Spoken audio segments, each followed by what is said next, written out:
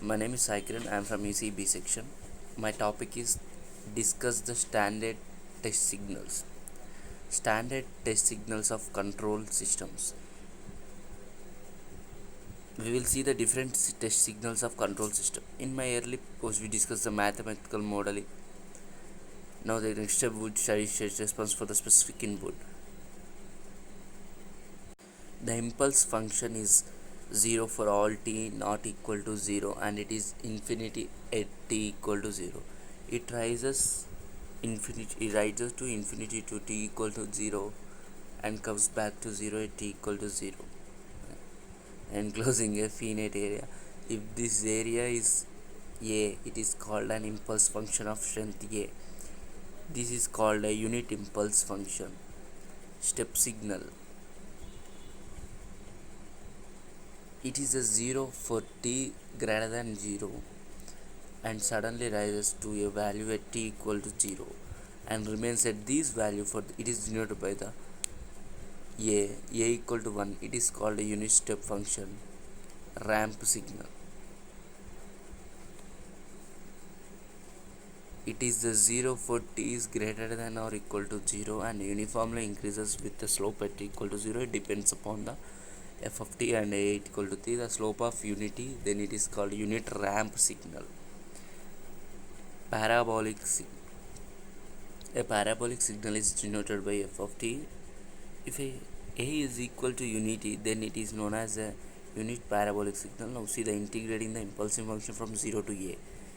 Ramp function, parabolic function is obtained by integrating the ramp function. Similarly, ramp function, step function and impulse function can be obtained by successive differentiations of the parabolic functions.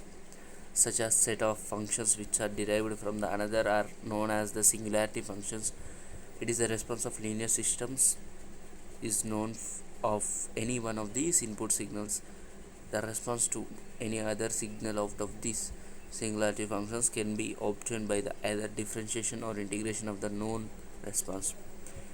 Time domain specifications of in control system.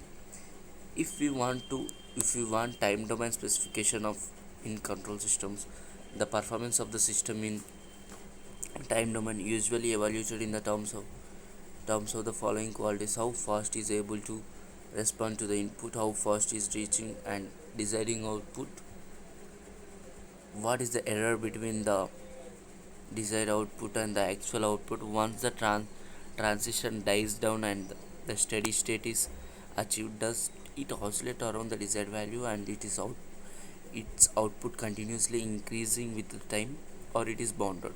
Our system is stable or not? Now, to get our answer in all questions of time domain specification of control system, we should go with the step response of a typical and damped second order systems is plotted below. This is the tolerance band and the graph of the systems. Delay time, TD, time required for the response to 50% steady state value for the first time rise.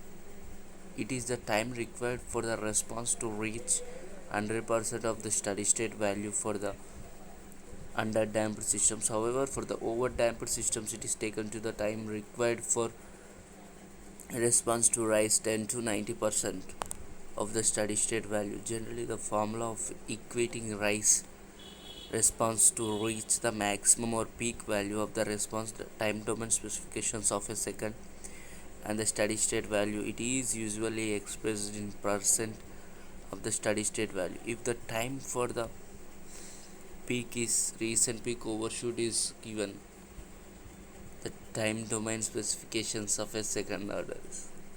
Time domain specifications of a second order system. Time domain specifications of second order system steady state error.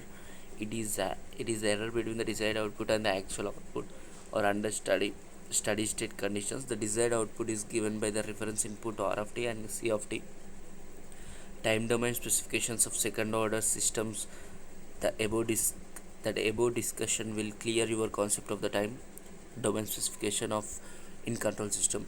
These are the process to find the time domain specifications of the control systems. Thank you.